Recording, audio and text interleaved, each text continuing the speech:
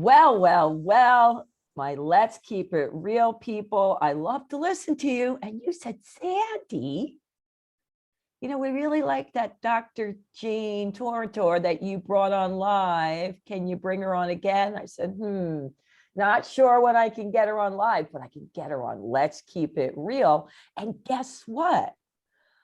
I'm not going to just let you have audio for those who want to watch. You're going to get to see her. So it's really the best of both worlds. Say hey to Jane. All right. Before you come in, Dr. Jane, let me tell them a little bit about you. Dr. Jane has dedicated her therapy and coaching career to helping people be kinder to themselves. We like that. She works with intelligent, motivated, high-achieving men and women who are committed to being better people. Well, we like that, Yet they never are better enough. And she puts that bold. They would like to finally like themselves. That would be good. And stop second guessing their decisions.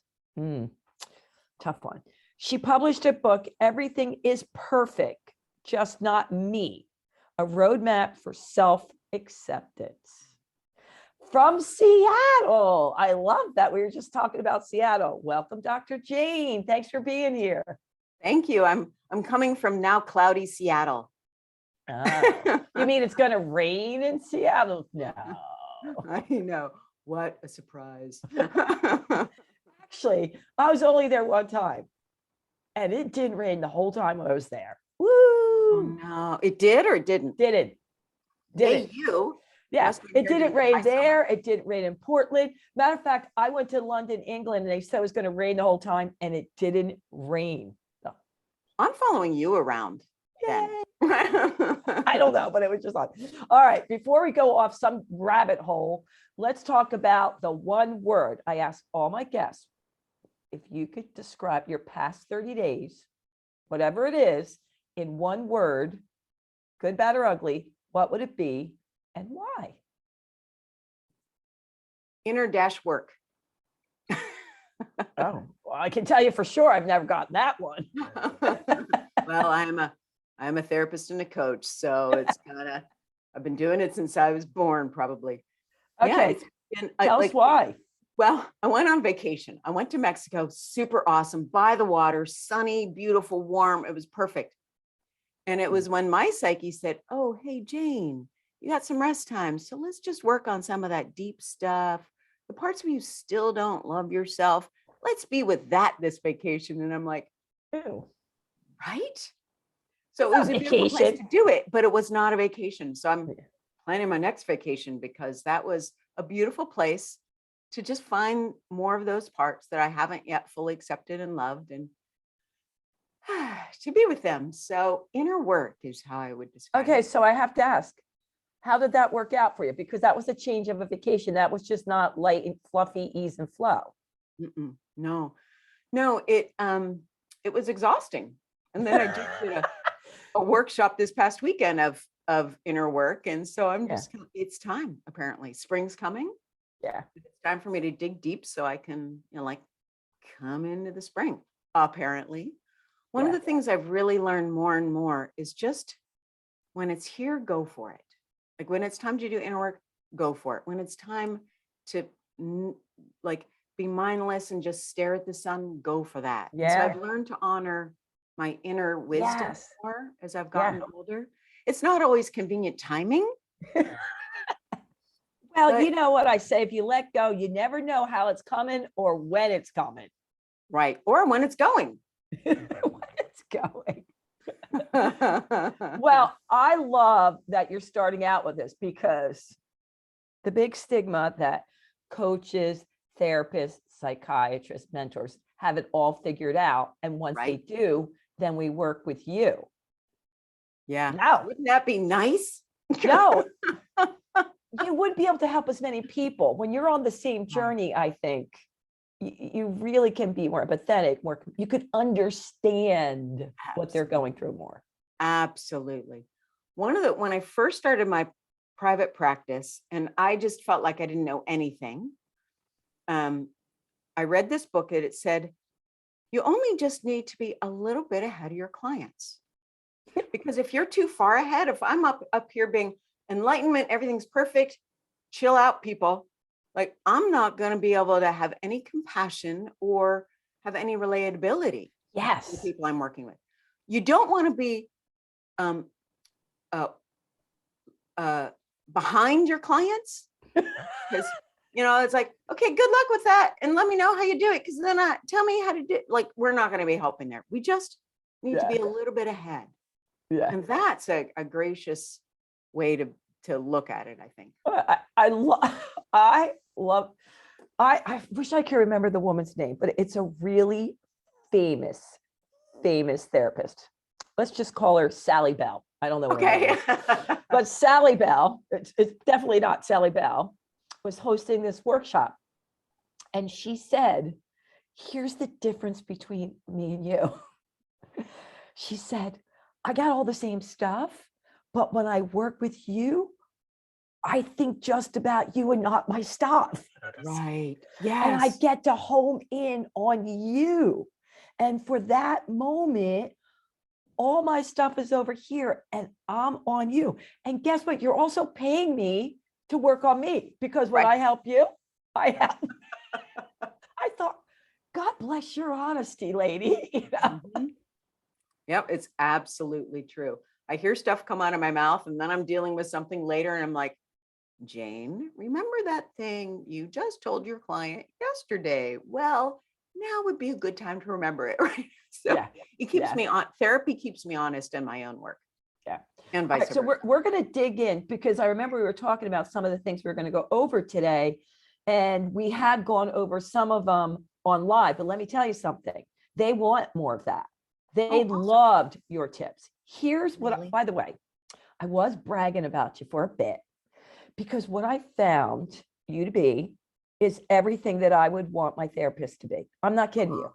Very relatable, authentic, and honest. And you gave the audience tips that they could apply right today to make a difference, as well as, we know it's a long journey and there's some deeper stuff that most of us have to work on, but you gave me things I could do right now. So my hat's off to you. Amazing. Awesome. Thank you so much for letting me know that. Yeah, amazing. And I was very, very impressed. So I want to go back into this one, because everybody keeps writing to me about it. Simple ways to make feelings feel less overwhelming. They want to hear more, because, matter of fact, I just had a young man today say to me, I know, Miss Sandy, you gave me some tools and techniques, and I'm not a therapist, to work on how my brain just takes over my head. But he said, I'm only 16. So do you think maybe I just need a few more years on some of that? Because most days I just don't want to go to school. And I thought, oh my God, is that hysterical? So, and what all ages. It was a girl, a female boy. Bless his heart, man, because that is such a gracious way to look at it. Yeah. I'm 16. I'm struggling. It's part of what I do at 16. And what a beautiful, because it is our hormones, and we're trying to figure things out, and we're just trying to figure out who we are and what the world is and what do we do with it. And, especially now, it's a little extra challenging. Well, that's what he said. He goes, we got a lot.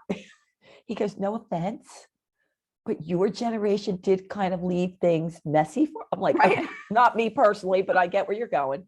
And it's a bit more challenging. We got a lot of things. He goes, he said to me, I don't even know how I'm identifying today. I'm like, okay. He made me laugh so hard. And I thought, God love him, right? God love him. Yeah, absolutely. And that grace will serve him so well. So well. I hope so. He's a special kid. All right. So we need to know, because this is a big one. Oh, it's a big deal, especially now that things are, especially in Seattle, things are opening up and everybody's scared right now. Everybody's having big feelings. Right? Yeah, that's what's going on here too in Philly. Yeah. I remember I was doing errands last week, and this week they lifted the mask mandate. And so I was asking everybody before, I was like, how are you feeling about this? And everybody's like everybody's freaking out. Yeah. So now Mask, no mask, mask, no mask. Oh my right? God. Oh my What do I God. do? I think I'm fine, but I was with 15 people. They didn't have any masks. Mhm. And are you judging me because I don't have a mask? Or am I judging you because you do have, like, it's like everybody's Oh, that's so take, true. right? That's so true. Yeah, yeah, yeah. So now's a good time to one of the phrases I love that my teacher says is, have your feelings, just don't believe them. Mm. Simplify. I love that. My saying is way more complicated. I love that one. Let me just write that Right? down. Because what is happening is our feelings are it's our body's reaction to our thoughts or what's happening outside, and then our thoughts on what's happening outside. And then we've got all sorts of feelings, right? So, what really helps me, and I was doing this during my vacation, I'm like, no feeling in the history of the world has ever lasted forever. This one will pass too. And I say that to my clients all the time. No feeling in the history of the world. So chances are yours will pass too. So it helps us feel we're not alone. And it Yes, also yes. helps to go, okay, and I'm handling it now. Like I'm not, jumping off a bridge now. I got this. This will pass. I'm with it now. So what is happening with feelings is, our body's responding to our thoughts or what's happening outside. If we just allow feelings to do what they're here to do, which is to be felt, they're done from 90 seconds to 2 minutes. Our body's neurochemical response is done with the feeling. Yeah, I keep hearing that. So I just want to validate that. I've been saying that. I wasn't sure it was quite true, but it is true. Oh, That's yes, so true. absolutely. Okay. Studies have shown anywhere from 90 seconds to 2 minutes. So I'm just saying both. I was saying 60 seconds. I might have to bring it up a little bit. Yeah, Okay. bring it up a little bit. I was going to look it up what I wrote down. Yeah, it says 60 seconds to 90 seconds. Okay. All right. Yeah. So maybe at the most 2 minutes. Well, here's the thing with that beautiful Uh-oh. self-compassion your teenager had. The fastest I've ever gotten for really intense, and I practice this, is 5 minutes. Okay. Okay. So major self-compassion, right? That's a long Which is time. what we're doing when we're sitting with that feeling, and it keeps it. You're like, okay, it's past 60 seconds, it's past 90 seconds, it's past 2 minutes. I'm screwed, right? What we're doing, if it's lasting longer than that, and everybody does that, we're either repressing it. I don't want to feel it. It feels awful. Go away, go away, go away. Or we're feeding it. Of course, I'm angry. That person is an idiot. Right? Which in most cases they probably are. Let's Well, just go with yeah. it. But we're feeding it, and that's keeping it around. It's like releasing, and we're like, here's more to react to. Releasing, here's more to. And so we're either repressing or feeding, or most of us do some of both. I do some of both. Yeah. Most people. I don't want to feel this way. Get away. I should feel this way because everybody's a moron except me. Like, Yeah.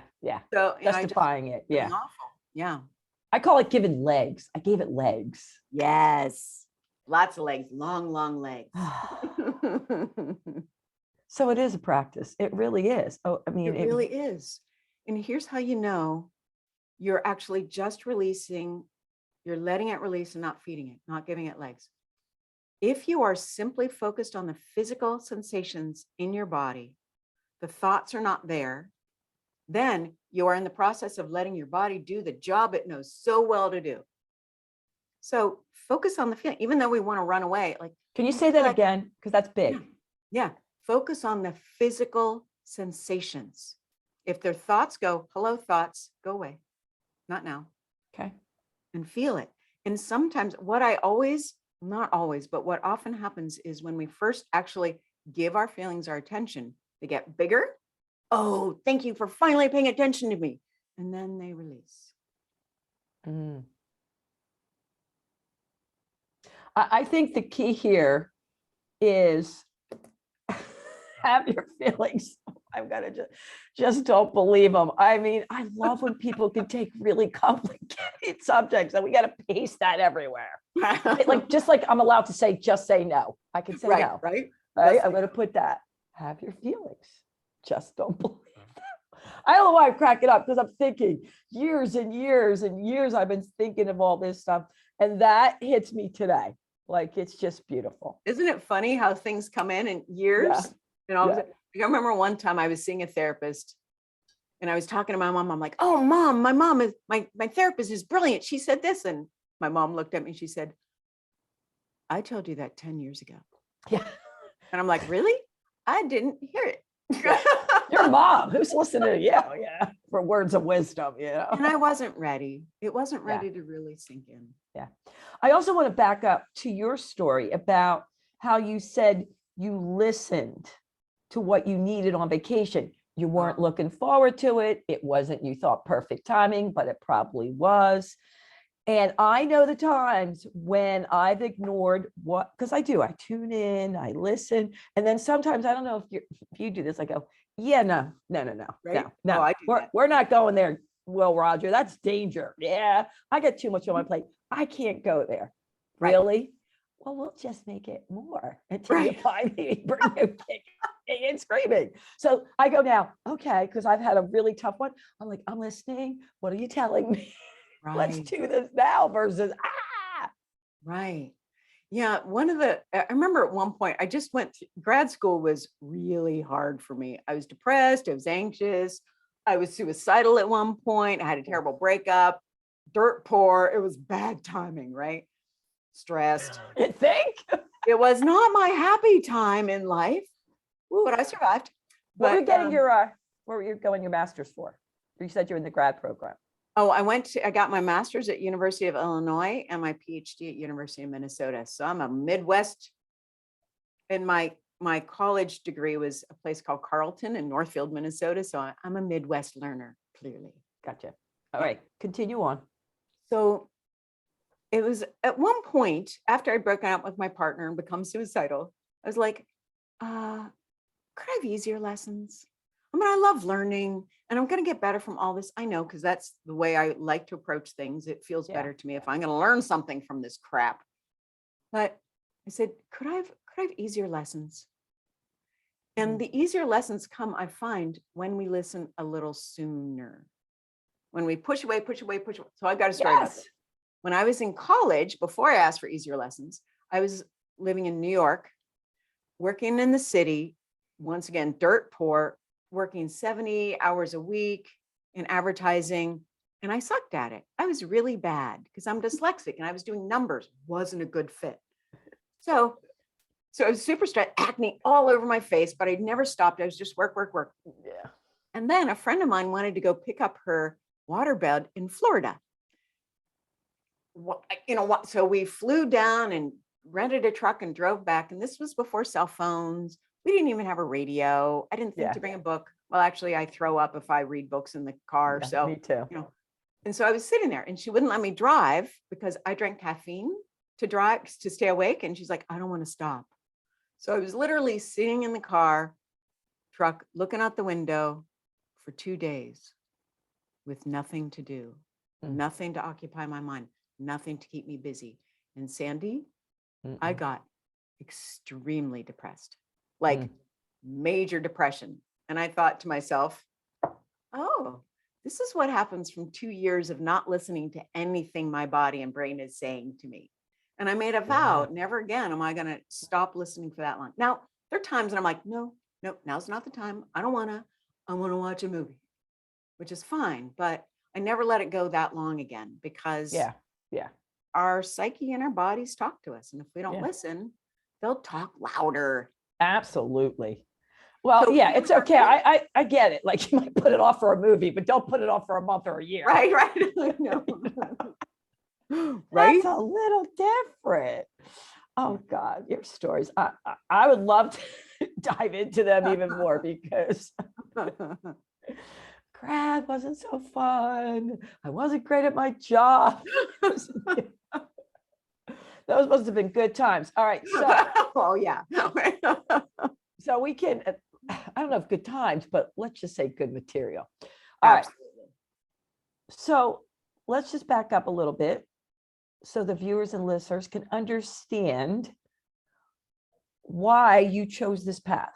Like, what got you here? Why did you choose therapy and working with others?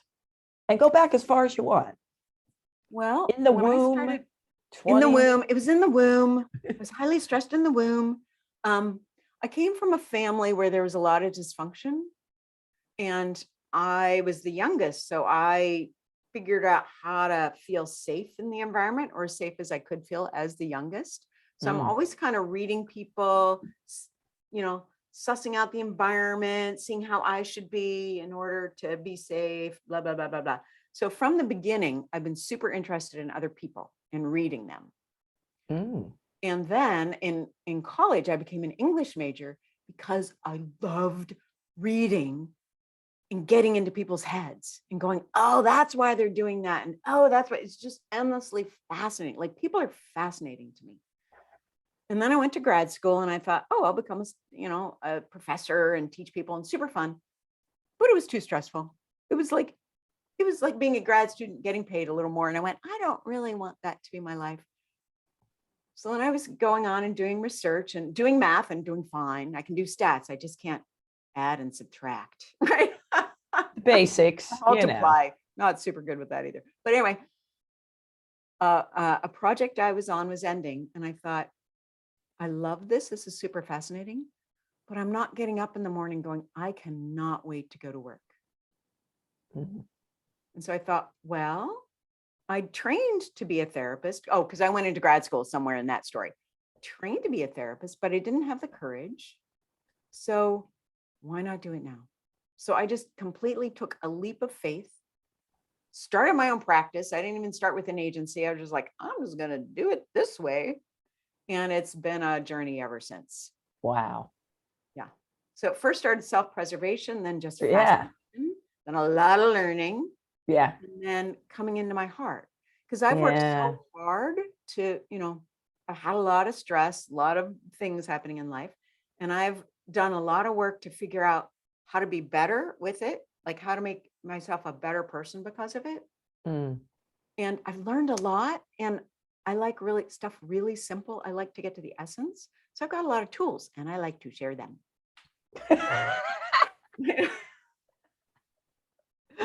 Well, I think that's really important, because to be a therapist, a counselor, a mentor, I think it's so important that you said you love people and you find them fascinating.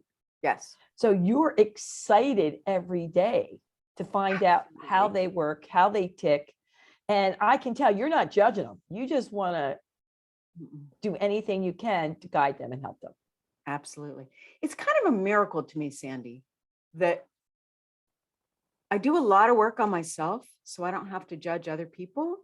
But even so, we're all judgmental human beings, right? Yeah. We all do that. But there's some like grace that happens when I'm sitting with my clients, that I see the hurts that develop these patterns and habits we all have in these walls and shields. And I, for some reason, can just be with the hurts and go, oh, honey, no wonder you're doing this wacky thing, right? It was to protect you, right? But for some reason, I can just see that and hold it with compassion and not judge, and just have like, oh, yeah, that's really hard. Yeah. Want to get rid of that? Yes, please. Great. Let's work on that. Right. Yeah. Which I'm so glad you brought that up, because we got a lot of questions on this subject, which is, and it is very confusing for me too. So there's so much out there about stay in the moment. The here and now really matters. If you keep repeating the stories from the past, it fires up your brain. Your brain doesn't know if it's happening or not. So you stay stuck. Okay. So there's all this new information out about that. And then you have people that have been going to therapists who believe a different way, that if you keep telling the stories over and over again, it gives them less power. And soon they won't have that same emotional impact on you. maybe you're going to tell me there's all different ways, but they want to know, okay, so do I tell my stories, or do I stay in the present moment and only bring it up when needed? And there's all different ways of saying that, but you get what I'm saying. It is confusing right now because you don't want to push them down deep. And yet, you also want to live here now. Now, all these questions coming in, let me just tell you what I think and what I've been taught, and then I won't get your perspective. Live in the here and now. If something from your past is affecting you, you don't want to push it down. You want to get it out, whether it's through journaling or counseling, but you want to get it out so you can face it and then move through it. That's what I know. I agree. Oh, okay. Ooh. Here's the thing. Like, I may get banned from therapy circles for saying this, but I've never felt that spending time in our past retelling the story has been helpful. I just see people digging it deeper. Now, there is the fact that having told your story when you've never been validated before, and having somebody else go, that's awful. Yeah. You're like, oh, thank you for believing me. In that aspect, it's very powerful, right? Yeah. Like, thank you. I've had clients say to me, thank you for validating me. Yeah. I'm like, well, that was easy, right? It was awful, right? Yeah. But that is not what's going to create the healing.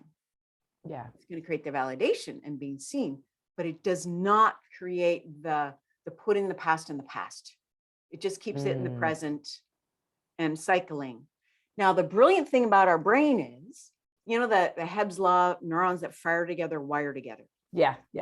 If we have an issue from the past, it will show up in our present. Like, it's like right here in the present moment.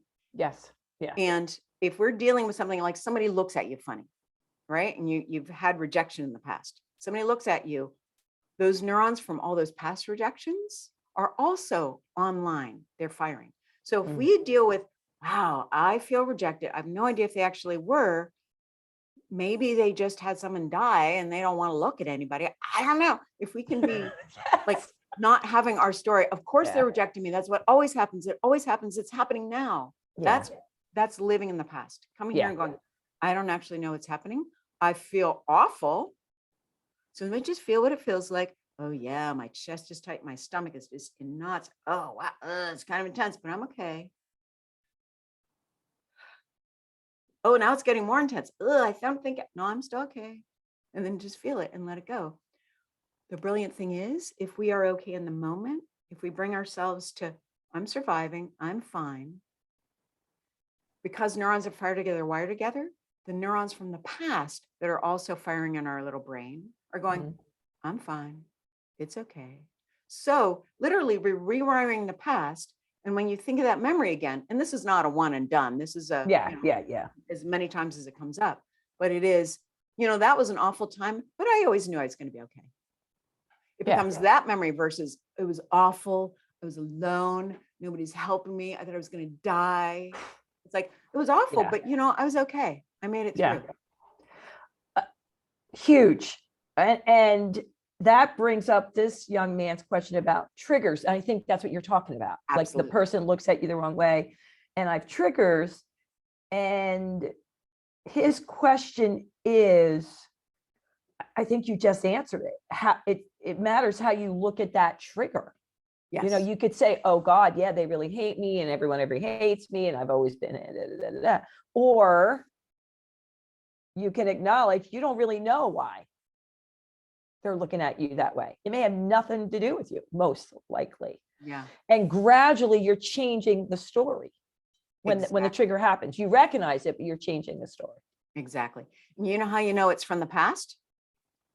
When you're triggered and you're like, wow, my reaction is kind of out of proportion to what just happened to me. Oh, good point. Like, wait a minute. They just did this with their eye. Maybe it's not. Yeah. So when you're having a huge reaction over something that in the moment doesn't seem like nobody's threatening you with a knife, but you literally feel like you're going to die. You're like, oh, the past is coming in for a ride right now. I'm okay. I'm Yeah. okay.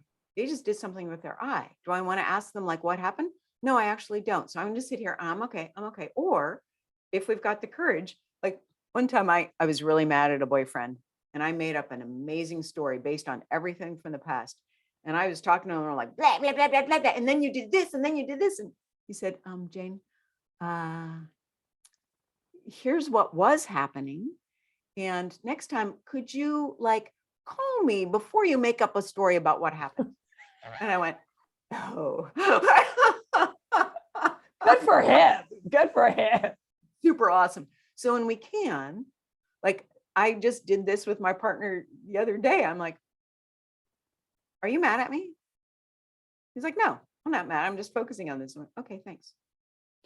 Oh, so you just went and asked first before you built the whole story up in your head. Right? Now, sometimes that's super hard to do, but Yeah. when we can do it, one of my favorite phrases is, I have a story. Let me check it out with you. And Sandy, almost always, almost like 99 out of 100 times, they're like, nope, that's not the right story. No, I know. I hear it all the time. Like if someone doesn't text you back right away or email you back or call, the first thing you think is, oh, I'm not going to get a job. Oh, they don't like me. Oh, da, da, da, da, da. It goes down. I'm like, yeah, maybe they're busy. Maybe he went to spam. I mean, there's a million reasons. Perfect example of I'm responding a little more strongly than 5 minutes without a response. Right? Oh, so true. We are just funny people, aren't We're we? hysterical. We are absolutely hysterical. We are just filled with all kinds of stuff. Okay, so I'm going to ask you a question that everyone's been asking me, and I think you answered it, and you did validate. So for all these years, everything that I've done with my workshops and keynotes, it's not been about my past. I mean, I'm very inspirational. I tell techniques, I'm using fitness as my vehicle. And it wasn't until the last year that I put in little bits, not much, stories of my past. And the reason I did it now, they're like, well, why are you like wait so long? Like that could have really empowered so many people. It could have inspired if they knew a little bit more about your story. And I said, yes and no. I wanted to make sure that when I was telling that story over and over again, it was from a place of empowerment. Yes.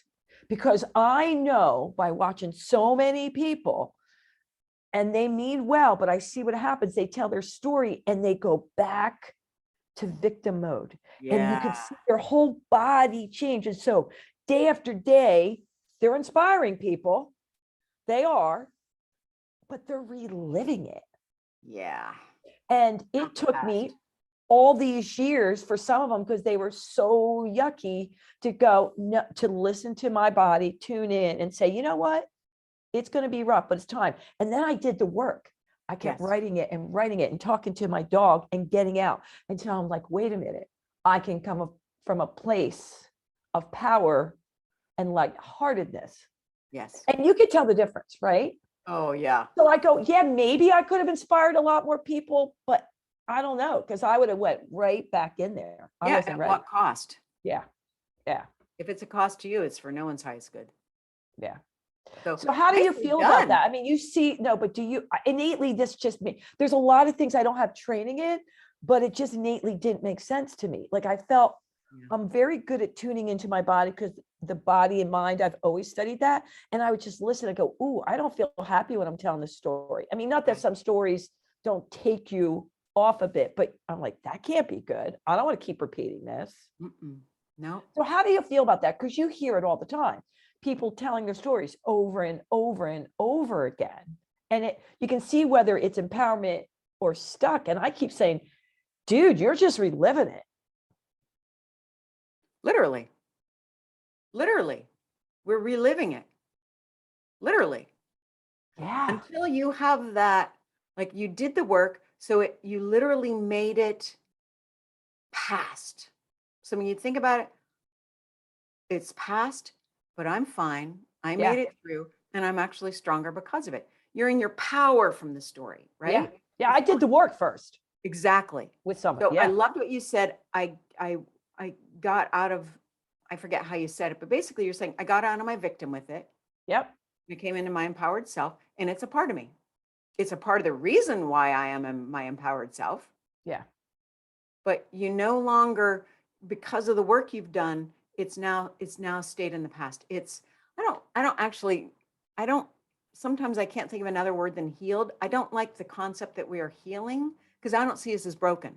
I Yeah. see us as Yeah. a Yeah. whole lot of Yeah. funny habits that we created to try to keep safe from this Yeah. stuff that happened to us.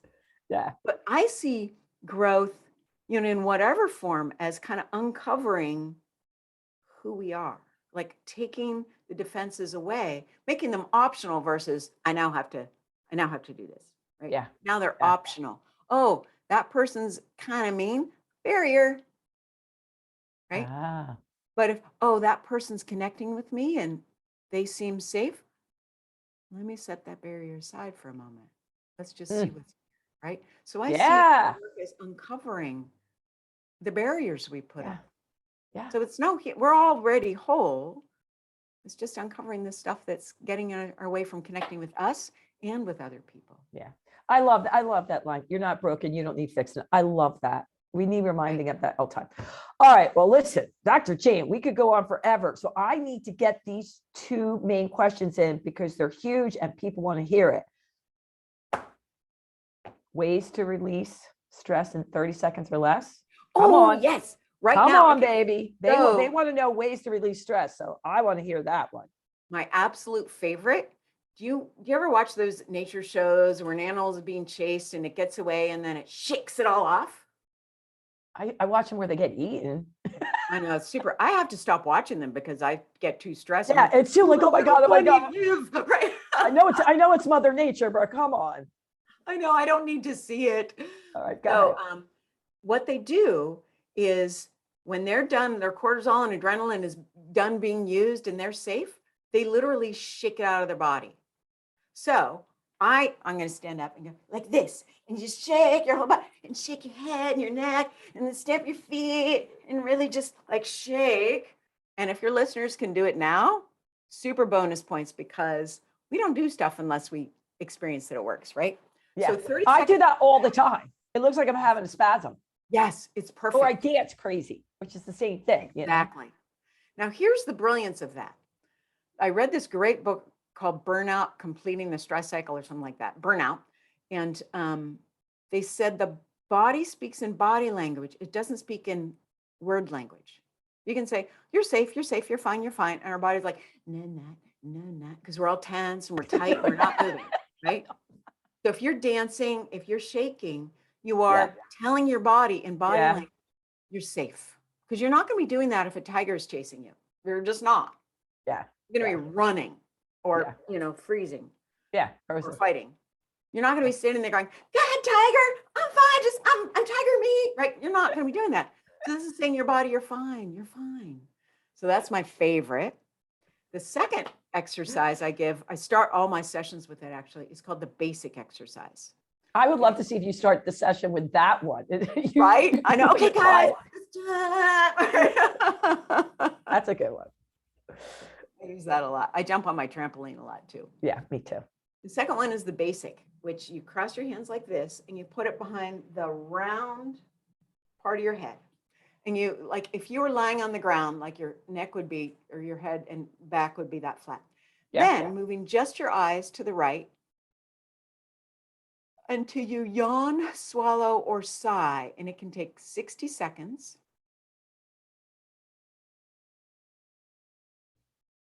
Nice sigh. And then keeping your head straight again, move your eyes to the left. And some people, especially to left, their head starts going. So just make sure your head is straight and your eyes to the left. Until you yawn, swallow, or sigh. Making me giggle. I don't know why. Well, that's a new one. Okay. Awesome. And then just raise your hands up, because we forget that it's okay to take up room.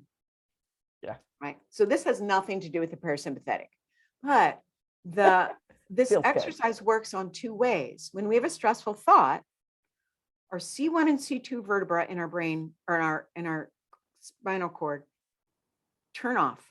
So all our blood flow, well, most of it anyway, goes to the amygdala, the fight or flight. Yeah.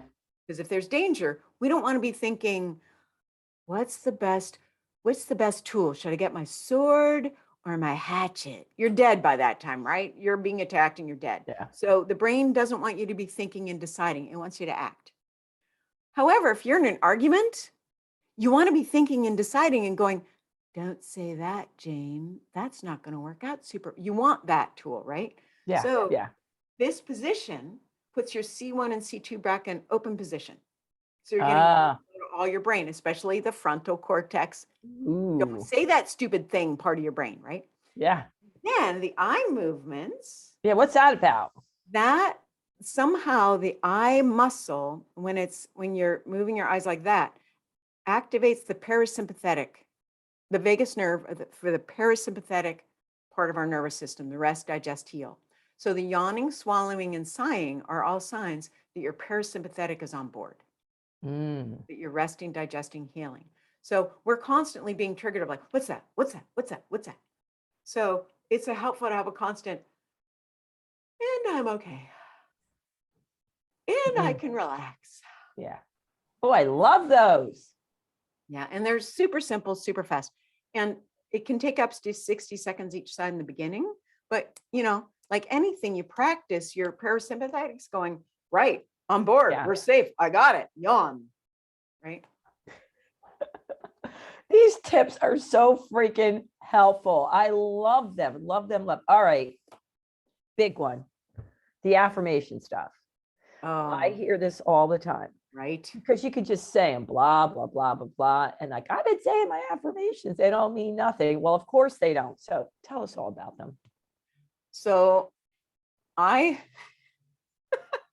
grad school, I was dirt poor, no money, no relationship, nothing.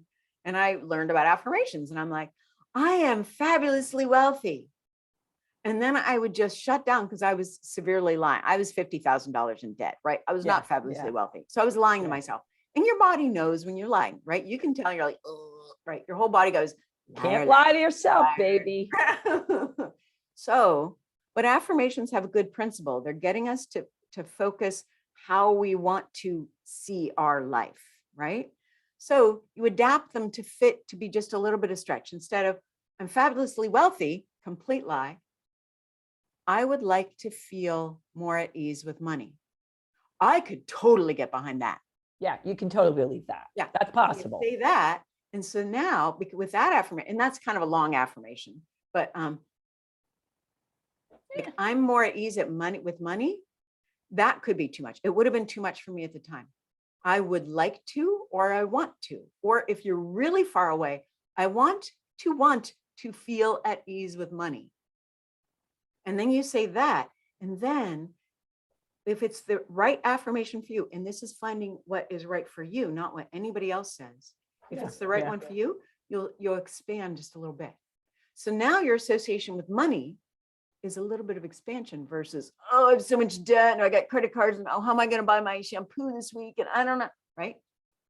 We don't associate money with contraction all the time. Now we associate it with, oh, I have a little more ease with that. And you repeat that, the neural pathway association starts in your brain. Money is not so scary. Now it's like, I could be more at ease with money. And so then you start saying that. I could be more at ease with money. Yeah, that feels good. I could be more at ease with money. Until that's like, whatever. I am more at ease with, because I am. Yeah. Yeah. I am more at ease with money. Yeah. Wow. So I'm going to tell you a story. So true. So true. I'm going to tell you a story about me with money because I got lots of stories about money. Yes, I noticed because you were dirt poor a lot. That's right. I was. So I was starting my practice and I was not a marketer. So my practice was building very slowly.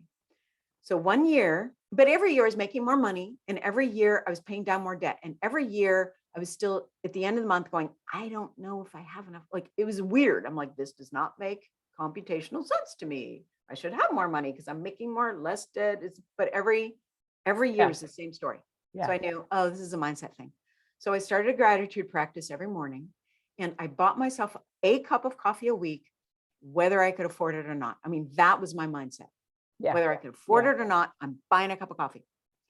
So this is hysterical, Sandy. At the end of that year, for the first time in like 5 years, I didn't make any more money. Okay. But That's the hysterical part? No. yes, because I was eating dinner out, I had more savings, and I was still paying down my debt. So I made no Ah, money, but my relationship to money was changed. gotcha. So in a way, it Yeah. was really, if Yeah. I'd made more money, I'm like, of course I made more, but no, it wasn't the money. It was Yeah. how I was relating to money. Yeah. Huge. Right? Huge.